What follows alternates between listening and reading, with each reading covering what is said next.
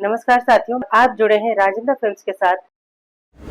तलाक दे रहे हो नजर ए कहर के साथ, तलाक दे रहे हो नजर ए कहर के साथ, जवानी भी मेरी लौटा दो मेहर के साथ।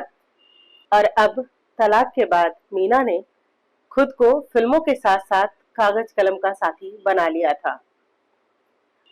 मंजू अपने चंदन से बिछड़कर खुश नहीं थी। मीना कमाल से तलाक के बाद खुश नहीं थी।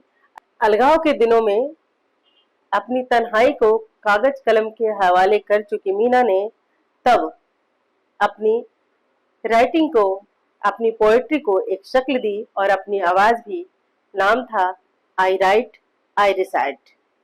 साथियों, मीना की राइटिंग और उनकी पोएट्री की चाहे पूरी दुनिया दीवानी रही हो, यहाँ तक कि खुद गुलजार, मशहूर शायर और लेखक गुलजार भी उनकी राइटिंग को बहुत पसंद करते रहे। लेकिन बड़े कमाल की बात थी कि उनके शौहर कमाल अमरोही को उनकी राइटिंग बिल्कुल पसंद नहीं थी। उनका मानना था कि मीना को कविताओं की कोई समझ ही नहीं है।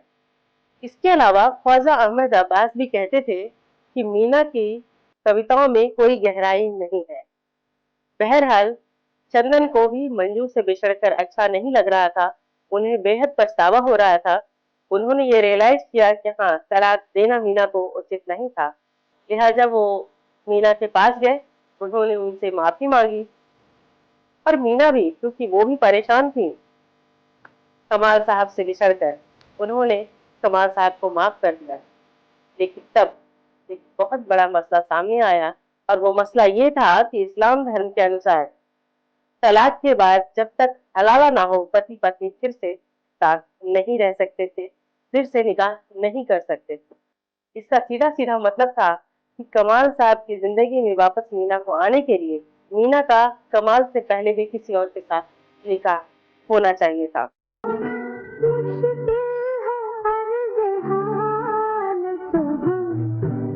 और ये मीना की लाइफ की शायद सबसे बड़ी त्रासदी रही, और इसीलिए मीना को धर्म के नाम पर किसी और पुरुष के साथ हम बिस्तर होना पड़ा था।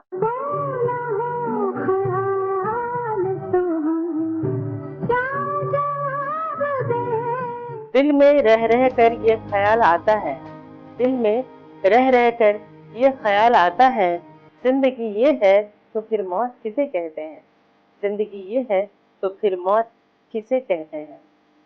मीना का हलाला करवाने के लिए कमाल अमरोही ने अपने दोस्त और जीनत अमान, फेमस एक्टर जीनत अमान के पिता अमान उल्लाह खान के साथ उनका निकाह करवा दिया, उनका हलाला करवाया, और उसके बाद फिर से मीना कुमारी के साथ उन्होंने निकाह किया।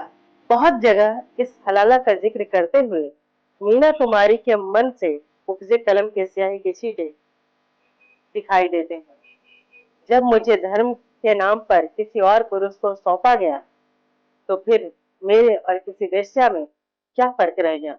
लेकिन हलाला जैसी बातों का खंडन करते हुए कमाल अमरोही साहब के बेटे और मीना कुमारी के सौतेले बेटे ताजदार अमरोही ने कहा कि ऐसा कभी संभव ही नहीं था और ये बिल्कुल गलत है, उनका कभी हलाला नहीं हुआ, क्योंकि मीना कुमारी और कमाल अमरोही दोनों ही शिया मुस्लिम थे और शियाओं में कभी हलाला नहीं होता।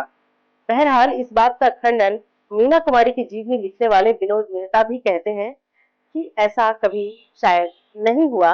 लेकिन हाँ, इस बात से तो सभी इत्तेफाक रखते हैं कि मीना और कमाल अमरोही के बीच रिश्ते कुछ अच्छे नहीं रहे। खुदा के वास्ते मेरे गम को भी तुम ना बहलाओ, खुदा के वास्ते मेरे गम को भी तुम ना बहलाओ, इसे तो रहने दो मेरा, यही तो मेरा है। वैसे मीना को गम और दर्द तो हर तरफ से ही मिला था। उनके साथ कई दुखद हादसे होते ही रहे। एक बार की बात है कि फिराह गोरखपुरी, जी हाँ, मशहूर शायर फिराह गोरखपुरी ने मीना कुमारी के कारण मुशायरा छोड़ दिया था, वो वहां से चले गए थे। मजबूरियों को गुनाह नहीं कहते नवाब साहब, खुदा नियत को देखता है। आइए आपको बताते हैं कि वो माजरा क्या था। हुआ कुछ यूं कि एक बार, ये बात सन 1959 और 60 की है, जब फिराक किसी मुशायरे में शामिल होने के लिए पहुंचे थे। वो आमंत्रित थे, उन्हें बाकायदा बुलाया गया था जब फिराक गोरखपुरी वहां पहुंचे तो उनका बहुत ही जोशो खरोश और तालियों की गड़गड़ाहट के साथ स्वागत किया गया। माहौल बहुत अच्छा था, सब कुछ ठीक चल रहा था। लेकिन तभी थोड़ी देर के बाद लोगों में ये बात फैली कि मीना कुमारी जी आ रही हैं और लोग बाग वहां से सीधे मीना कुमारी की तरफ दौड़ पड़े। इस बात से नाराज होकर फिराक गोरखपुरी ने मुशायरे छोड़कर जाने का मन बना लिया। फिर आयोजकों ने उनको बहुत समझाया, बहुत माफी मांगी, मन्नतें की, लेकिन वो रुकने को तैयार नहीं हुए। जब मीना जी को यह पता चला कि उनकी वजह से फिराक गोरखपुरी ये मुशायरा छोड़कर जा रहे हैं, उन्हें बड़ी शर्मिंदगी महसूस हुई। उन्होंने फिराक साहब से कहा कि साहब, मैं तो आप ही को सुनने के लिए आई हूँ। हाँ नवाब साहब, मैं वही जिन्नत हूँ, मैं यहाँ कभी ना आती। लेकिन फिराक नहीं माने और वो मुशायरा छोड़कर चले गए। उन्होंने यहाँ तक कह दिया कि मुशायरा तो अब मुजरा बन चुका है। ये बात मीना के दिल को बहुत दुखी कर गई। फिराक साहब मुशायरा छोड़कर चले गए। रुसवाइयों का सिलसिला तो अभी बहुत बाकी था। तू तेरी रह गुजर से, यूं तेरी रह गुजर से दीवाना बार गुजरे, यूं तेरी रह गुजर से दीवाना बार गुजरे, यूं कांधे पे अपने रख के अपना मजार गुजरे। पाकीज़ा निर्माण के समय जब कमाल अमरोही के पास पैसों की कमी हो गई तो मीना ने अपनी सारी जमा पूंजी, अपनी सारी कमाई बिना कुछ सोचे, बिना कुछ समझे अपने पति को दे दिया। फिर भी उनकी जिंदगी में शांति कुछ दिन ही रह पाई। हमेशा के लिए शांति उन्हें नसीब नहीं हुआ। 5 मार्च 1964 की बात है। फिल्म पिंजरे के पंछी के मोहर के सेट पर मीना कुमारी ने गुलजार को जब अपने मेकअप रूम में आने की अनुमति दे दी तो इससे खफा होकर बाकर अली ने मीना कुमारी को थप्पड़ जड़ दिया। मीना को बहुत बुरा लगा। उन्होंने तुरंत कमाल अमरोही को फोन किया और कहा कि आप यहाँ आए। लेकिन कमाल अमरोही सेट पर नहीं पहुंचे। उल्टा उन्होंने मीना से कहा कि आप घर आए ताकि हम बात करके तय कर सकें कि आगे क्या करना है। मीना कुमारी घर नहीं गई और सीधे गुस्से में अपनी बहन मधु और अपने बहनोई मशहूर एक्टर महमूद खान साहब के घर चली गई। पति होने के नाते, शौहर होने के नाते कमाल अमरोही उन्हें मनाने फिर महमूद साहब के घर पहुंचे। लेकिन मीना कुमारी ने अपने आप को एक कमरे में लॉक कर लिया।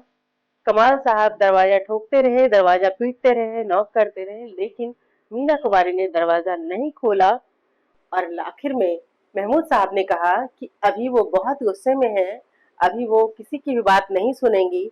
जनाब आप ऐसा करें कि जब उनका गुस्सा शांत हो जाए तब आप आ जाइएगा, तब आप उनसे बात कर लीजिएगा।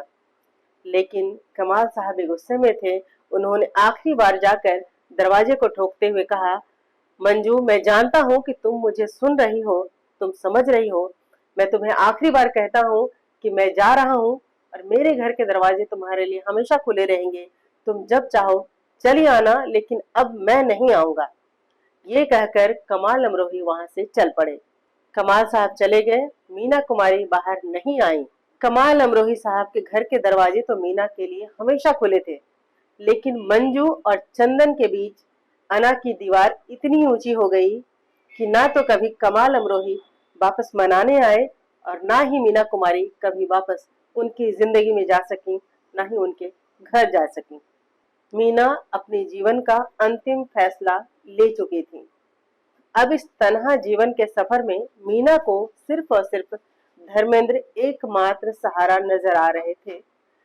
और मीना और धर्मेंद्र की फिल्मों के सेट से अब लगातार उनके प्यार की खबरें बाहर आने लगी और ये खबरें फिल्मी गलियारों से निकलकर आम लोगों तक पहुंचने लगी और आम लोगों से होते हुए खास लोगों तक पहुंची और दिल्ली के राजभवनों तक जा पहुंची।